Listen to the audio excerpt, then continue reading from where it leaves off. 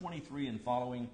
But before faith came, we were kept in custody under the law, being shut up to the faith which was later to be revealed. Therefore, the law has become our tutor to lead us to Christ, that we may be justified by faith. But now that faith has come, we are no longer under a tutor. For you are all sons of God through faith in Christ Jesus. For all of you who were baptized into Christ have clothed yourselves with Christ. There's neither Jew nor Greek. There's neither slave nor free man. There's neither male nor female. For you are all one in Christ Jesus. And if you belong to Christ, then you are Abraham's offspring, heirs according to promise.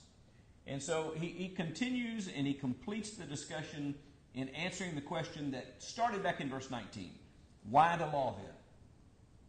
And he explains that the primary role of the law was to serve as what? As a teaching tool, as a mechanism. He calls it here in the New American Standard Bible, they translate it as a tutor. What is a tutor? A guardian. Someone who guides you. Keeps the kids. Right. Educates. Guardian is a good alternate translation. Schoolmaster, some of the older translations said, as long as you understand what that's meaning, then that's a perfectly good image as well. But the idea being is that the purpose of the law was to guide us in the direction of faith in Christ. And I mentioned this at the end of the class last week, and so you might recall this. When the Lord appeared to Paul on the road to Damascus, one of the questions that the Lord asked Paul is, why are you kicking against the goads? Or why are you kicking against the pricks? That's what he's talking about. He's talking about the same concept as what's being talked about here. The point being, what's a goad or a prick? Sharp stick. Okay, it was a sharp stick that a shepherd used to urge his sheep to get moving and to get moving in the direction he wants them to go. And so if they're leaving the path and not going where he wants them to go, he'll kind of poke them and get them back in, go in the right direction. Or if they're stopping and not moving forward, he'll poke them to get. So you goad people along, you push them along and guide them where you want them to go. It's the same imagery. And what Jesus is saying is here's Paul, who's dedicated to the law of Moses, which is goading him in the direction of faith in Christ. But he's fighting against faith in Christ. In fact, in this very book, what does he say he's trying to do to the faith? To destroy it is what he was doing before he was converted to Christ. He said that earlier in the book. And he talked about the fact that the people in Jerusalem were amazed when they heard that the one who was seeking to destroy the faith was now preaching it. And so he's now talking about the very same things that Jesus talked to him about on the road to Damascus. About the fact that the Mosaic law served the purpose of goading people toward faith in Christ. That's the job that it had. It became our tutor to lead us to Christ that we may be justified by faith.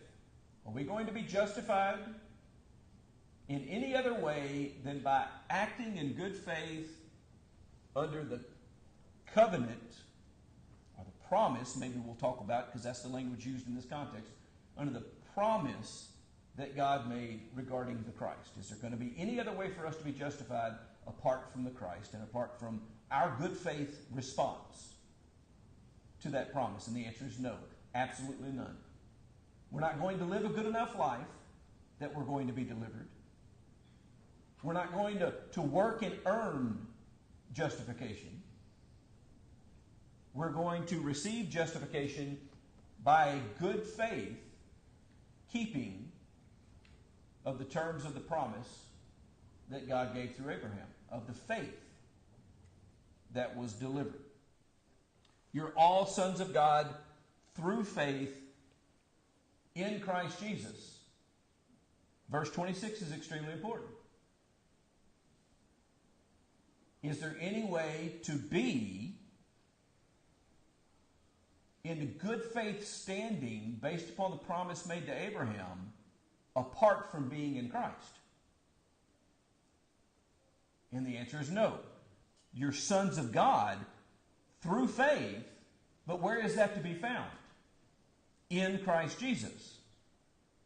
Now notice verse 27. There's a lot of folks out there that want to talk about salvation by faith, but notice that this very context, it just says that we're saved through faith in Christ Jesus, then explains that that involves our good faith effort to honor the terms of that promise. For all of you who were baptized into Christ have clothed yourself with Christ. Can you be in Christ without clothing yourself with Christ? No. Can you be clothed with Christ without being baptized into Him? No. Can you therefore act in faith or in good faith toward God without being baptized? And the answer is no. You're not a participant with Abraham in that promise without being baptized into Christ. There's neither Jew nor Greek. It doesn't matter what your ethnicity is. If you're baptized into Christ, then you're a son of God. There's neither slave nor free. It doesn't matter what your station is. If you're baptized into Christ, you're a son of God. There's neither male nor female. It doesn't matter what your gender is. If you're baptized into Christ, you're a child of God. For you are all one in Christ Jesus. That is not saying that there are not continuing roles for these things. The Jews and the Greeks didn't stop being Jews and Greeks because they were baptized into Christ. It just didn't matter in Christ. They were both equally saved. The slave didn't cease being a slave because he was baptized. The master didn't cease being a master. That's why there are instructions about how to be a godly master and instructions about how to be a godly slave. Those roles didn't disappear. The responsibilities within those roles didn't automatically vanish. But in either position, you were equal with regards to salvation. A slave could be saved just exactly like a master could be saved. The same thing is true for your gender. Being a woman and being in that submissive role as a wife doesn't mean that you're not saved at the same level as a man or your husband. The roles still exist. The obligations are still there. There's still instructions about how to be a proper husband and how to be a proper wife. There's still instructions about the distinctions of roles within the local church for males and females. Those things don't go away, but everybody in the church, male or female, those who are in Christ are heirs of the promise of Abraham equally. And so I'll give you an example. And I'm going to use this. I'm going to ask you use this a question to create this example, and then we'll expand on it a little bit in a moment. Can a woman, according to the Scriptures, can a woman serve as an elder in the Lord's church? Can a woman serve as a public teacher or preacher in the Lord's church? Do elders and preachers have a higher class of salvation than women who never preach and teach or oversee the work? And the answer is no. They're both equally saved. The salvation is the same. It doesn't matter. You don't have to do that in order to be saved. Yes, ma'am. Some of the churches of Christ up in New England in that area, one of the elders explained to me that women, that was the law was back then for women, and that's why the preacher's wife got up and read scripture before the communion, and it's wrong. It is wrong. I tried to tell him that, but it was crickets. It is definitely wrong, but, and this is what we need to understand is important about this. It has nothing to do with gender. Salvation is the same. You can be saved without ever teaching. What about a man who doesn't preach? Can he be saved? Who doesn't serve as an overseer? Can he be saved? who never teaches a Bible class, can he be saved? What about a man who is incapable of doing any of those things? Can they be equally saved with those who do them? The answer is yes. See, it has nothing to do with gender even. The point that's being made here is that whatever place, whatever station, whatever role, whatever obligations, whatever opportunities you have and you fulfill, that doesn't ensure or remove your status in Christ. Being baptized into Christ makes you a part of the faith and a part of that promise made through Abraham. Yes? I know a lot of people would probably conflate the idea of more responsibilities of being a teacher or an overseer with their reward in heaven saying, oh, well, I did this and I did this and I did all this, so therefore I should have this. Exactly. And here's the problem. He brings up an excellent point, and here's the problem with that. Ultimately, what you're thinking is that you're justified by your own acts. And he has just dealt with that. The only way we can be justified is how? By faithful engagement in the promise made to Abraham.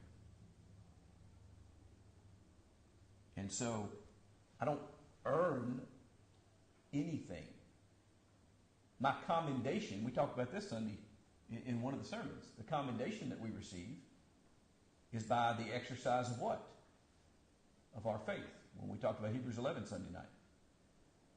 The commendation that he mentions at the beginning of that book about all of those people that he names in chapter 11 came to them because of their exercising faith. Now, does that involve doing things? Certainly it involves doing things. The mistake a lot of people make is saying, well, because it's faith, that means we don't have to do anything. No, that's not what that means at all. There are obligations within the promise that we have to keep. But the justification is because we're in the relationship, not because we've earned some special place or created a debt, as it were. And so that's part of what he's talking about here. He's telling this group of Gentiles, look, you don't have to be circumcised to be saved. Being circumcised isn't what saves you. Faithful engagement with God is what saves you. The Jews, they had to be circumcised. But that question had already been dealt with, or would soon be dealt with, depending on when you place the writing of this book. And the determination was, you don't need to bother anybody with those things. Why? Because the law, which is what he's talking about, has been fulfilled. And when Jesus on the cross said the words, "It is finished," what was he talking about? He was talking about all of the work associated with the covenant of Moses. It's finished. When the contract is finished, what happens? All right, here we go. You contract somebody to come in and clean your house. And the agreement is that they're going to come in and they're going to move all your furniture, they're going to do your floors, they're going to put the furniture back in place, they're going to wipe the walls down, they're going to clean your baseboards and your ceilings, and they're going to clean the edges of your cabinet, they're going to clean everything, and everything's going to be polished and shine. And they come in and they do all of that work, and they finish the agreed upon contract, and you pay them.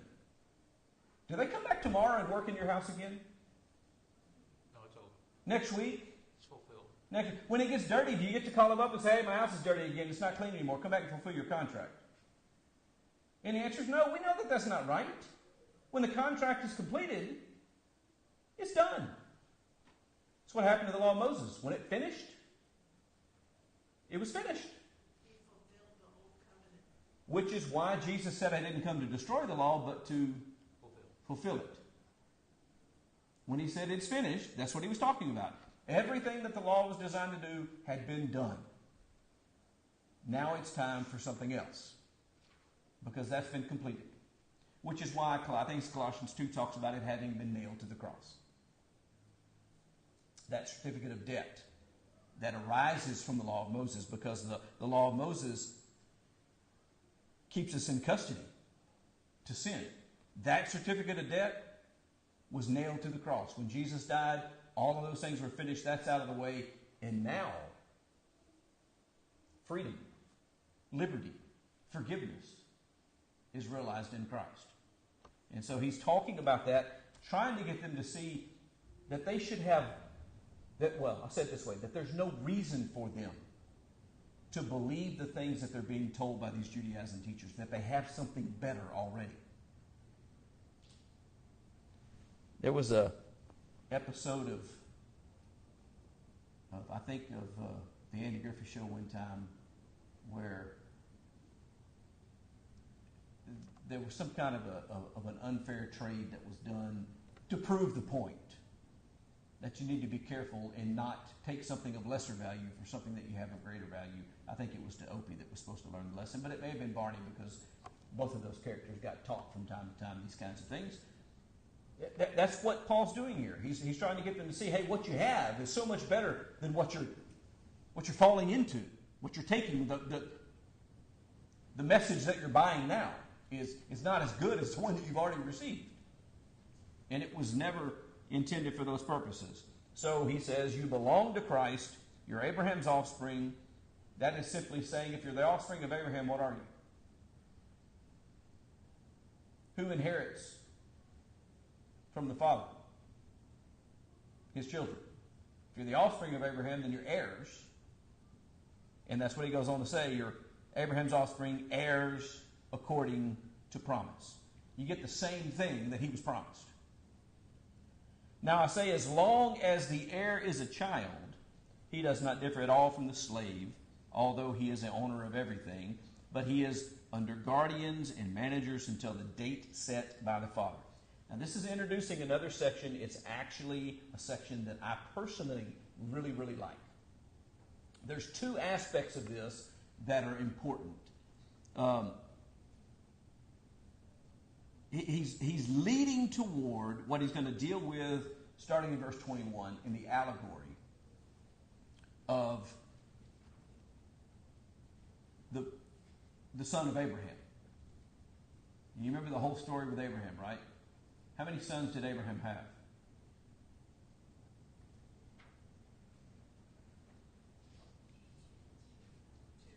He had 2 sons, but only one of those sons was the son of promise.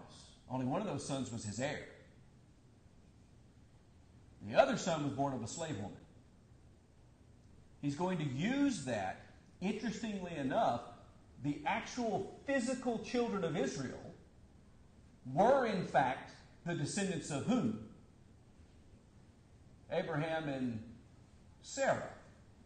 But when he gets to it in the allegory here, he actually says that they're of the slave woman. There's some importance to that. I think that's an interesting point that's being made. The Jews thought of themselves as something special because of their physical lineage. I think there is an intentional purpose of saying, no. The law and the people that was made by the law, they're actually the slave. The promise stems from Abraham, from the promise.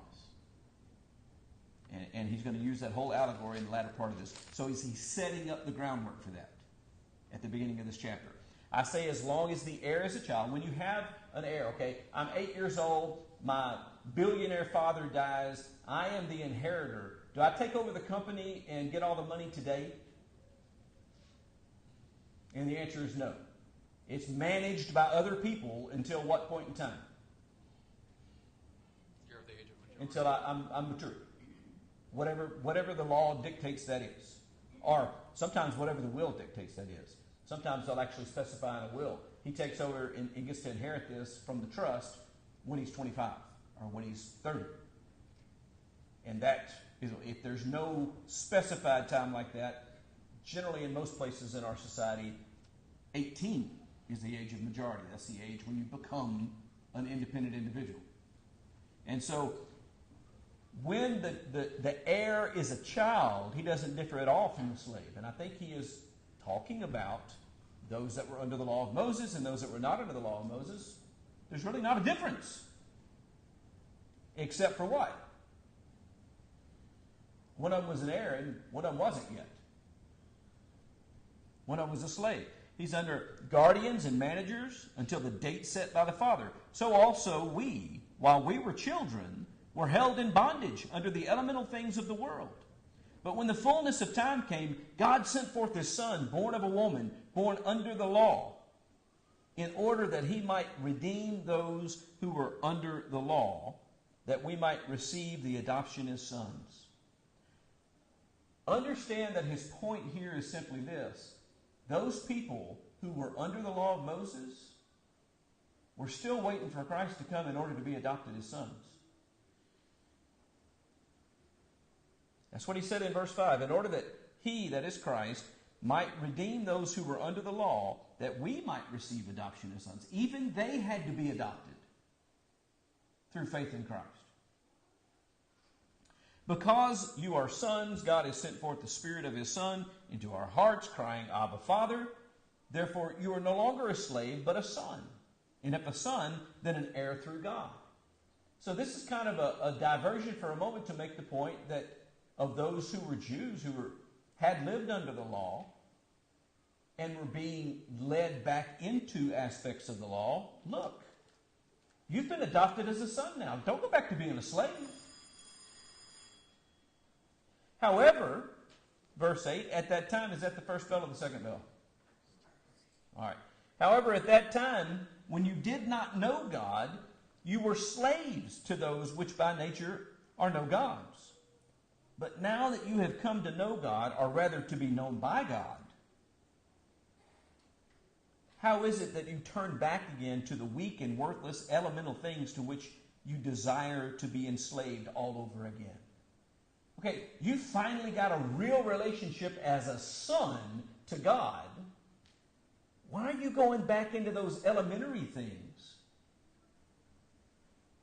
And so if we apply his initial illustration, this is like an 8-year-old of a billionaire corporate owner who's set to inherit all of his father's wealth and his business. He dies. It's kept in trust for him. He reaches the age set by the father, and he receives the trust. And then he goes back into that period of not having any control over it, being told what to do, and being in control, and letting other people gain all the benefit. He's saying that's essentially what you're doing as a Jew if you've been freed from Judaism in Christ, and then you go back to those things that you left behind.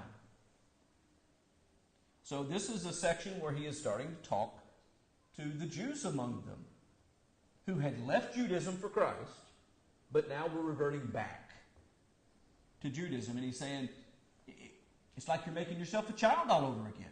It's like you're putting yourself in the position of a slave all over again, because while you're both juveniles, there's really not any difference between the slave child and the son. By the way, even as bad as slavery was practiced in the American South, and it was practiced extremely poorly and immorally, do you know who played together? The master's children and the slave children. It was when they got older that there was a distinction made. That the slave children, once they got old enough that they could be put to work, were put to work. And the master's children, once they got old enough that they could be given responsibility of running the house, took that role. But as small children, there was no distinction between them. And apparently that's always been the case. And he is drawing from that imagery and saying, why in the world would you become the master of the house and then go back to being the same as a slave? That just doesn't make any sense. So he wants us to understand that. What verse did I stop in? There, verse 9. Look at verse 10 and 11, and then we'll be done. You observe days and months and seasons and years. And he is not talking about the calendar per se, like we all keep a calendar, right? That's not what he's talking about. What's he talking about? The holy days and months of the law of Moses. You observe all these things. I fear for you that perhaps I have labored over you in vain. You know what that statement is? Verse 11. He's saying, if you are going to go back to practicing Judaism, then all the work that I did preaching Christ to you is pointless. All of my work accomplishes nothing. Which means what? That they're not saved.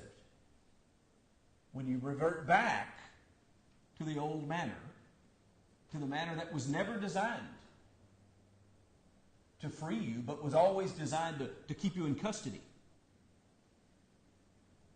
The law was juvenile. The promise fulfilled in Christ is maturity. That's one of the reasons why it's so connected to liberty. The liberty that we enjoy as mature adults is the liberty that we have in Christ. When you're a mature adult, does that mean you can do anything you want to do? No, that just means that you're responsible for what you're doing. That's the liberty we have in Christ. We're freed from the consequences of our sin, but we're responsible for what we do. And that means we're responsible for being faithful and for fulfilling the covenant that we've entered into with God. And for far too many of us, I fear we fall short of acting in good faith with God. We don't hold up our end of the agreement. Got to stop there. Lord willing, I think next week will be the first Wednesday of the month, so it'll be Singing Week. We'll begin starting in verse 12, where he talks about himself a little bit, and what he's talking about is that he gave up those childish things, the law, and is embracing Christ. And he wants them to do the same. And then he'll get to the allegory that he set up with the slave and the free statement at the beginning of the chapter. That's where we'll start next time, verse 12. Thanks for your presence and participation, those that are watching online.